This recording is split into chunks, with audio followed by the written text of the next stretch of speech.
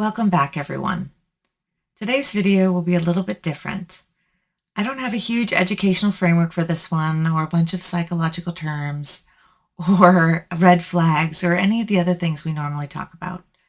Today, I want to have a conversation with you about finding peace.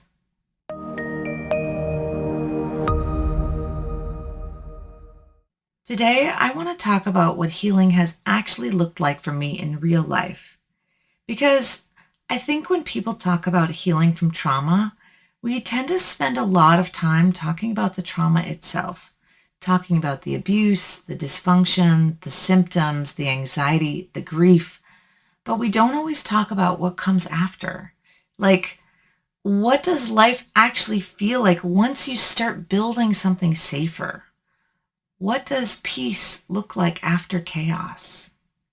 Honestly, I don't think I understood how important environment was to my healing and my nervous system until I moved into the mountains 10 years ago. Moving here was probably one of the healthiest things I've ever done for myself. Not because it magically fixed me. I still have anxiety. I still struggle with hypervigilance. I still have trouble resting. But for the first time in my life, my environment stopped reinforcing the chaos that my brain already felt internally, and I didn't realize how much I really needed that. Before this, I lived in the city my whole life. Not a big crazy city like New York or San Francisco level of city, but still busy, still loud, constant motion. I used to live by a busy road, and I was constantly terrified that one of my dogs would escape. I did have one of those little escape artist terriers at one point, and I was so afraid that he'd get out and get hit by a car. There were always sirens. There were always people. There was always something happening. And when you grew up in chaos, your nervous system kind of latches onto that. It starts expecting it. I've always struggled sleeping, as an example. And when I couldn't sleep, I'd get up and I'd clean. Not in a productive Pinterest way, more like scrubbing counters at 2 a.m. because my brain didn't know how to stop moving and it would not shut off. And then every siren outside would pull my attention and I'd look out the window. What's going on? Check what's happening. See if people are okay. Because trauma teaches you to always constantly scan for danger. And then in 2016, I got really lucky. I had always been working multiple jobs. I'd been saving aggressively. I'd been going to school part-time until I graduated. And somehow I saved enough money to buy this little dilapidated mountain house. And when I say dilapidated, I mean that she was struggling. My realtor was not happy with this decision initially and insisted we get every inspection known to man before he'd let me make an offer on this place. But here's the thing. I could see what she could become. She had amazing potential. And for the first time, I wasn't just renting a place to survive in. I was building a home for me, a real one. One of my first big projects was to rip out the carpet and install flooring myself. Badly, it turns out, because 10 years later, I can see little gaps in the floor where the blue underlayment is peeking through. I will say that later floors in the house look much better and more professionally done because practice does make perfect, you know. But honestly, I'm still proud of those floors. It was the first big project I did on this house, though I do have it on my list to redo them one of these days. I also painted the walls. I redid the rest of the floors. I built a 25-foot chicken coop. The outside of my house, admittedly, is still only halfway painted because I'm terrified of climbing ladders, and so the back side of the house, well, the front looks amazing. We'll just leave it at that. Front looks amazing. Back, we don't need to discuss it, but it will get there eventually. Somewhere in all of that, I realized that I wasn't just fixing up a house. I was building safety. I know how privileged and fortunate I am to have this life. I know that true home ownership is so out of reach for so many people right now. And I don't think I earned this in some noble, magical way. I got really, really lucky. I found a house that needed a ton of work and was under market value. one that I could afford magically. I worked constantly. I scrimped. I saved. I didn't go out to dinner very often, and I didn't do a lot of treats, and somehow things just aligned. But I also don't think peace has to look like this specifically. I don't think healing requires mountains. I think people just need to find environments that allow their nervous systems to breathe. For me, that happens to be here. For someone else, it might be the beach or living near family or a tiny apartment with close friends nearby. And honestly, maybe even a city, though I cannot relate to that one myself. Here, life is just quieter. I wake up and I see redwood trees outside of my windows. I hear birds instead of constant traffic and sirens. There are only a handful of neighbors nearby, and we all know each other, which is amazing. And I know that sounds small, but it really does change things. We check on each other here when things go wrong. When a tree falls, because trees do fall, neighbors come out with chainsaws and we work together to clear the roads. When fires happen, people help each other evacuate and check on their homes. During COVID, the entire mountain community started doing what we called the 8 o'clock howl. Every night at 8 p.m., people would step out on their porches and they would howl into the mountains together. My dogs loved it, and they would chime in and howl as loud as any of us. And hearing it echo through the trees, it made you feel less alone, that we all were in this together. I genuinely can't imagine trying to do that anywhere else I'd lived before. Pretty sure people would have thought we'd all collectively lost our minds. But here, it made sense. I think a huge part of my healing has also been my animals. Right now, I have 11 chickens, 3 dogs, 3 cats, and currently a feral mama cat and her 7 kittens I'm fostering. So 25 animals in total if you're keeping track.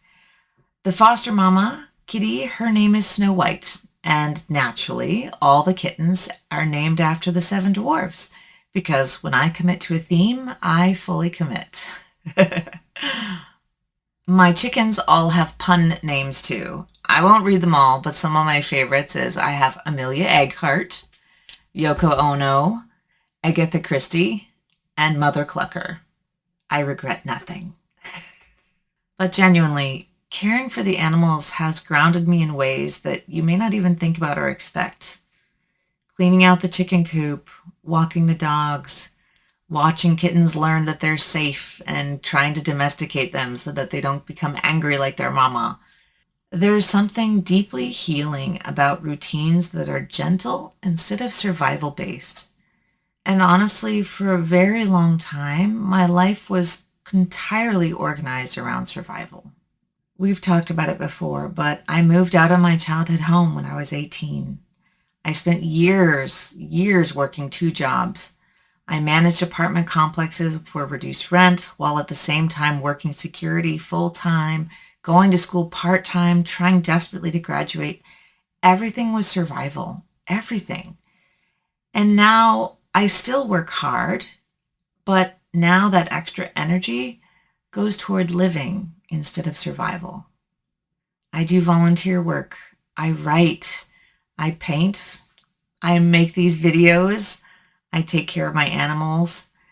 And I think sometimes that realization makes me more emotional than anything else, because I spent so many years just trying to stay afloat.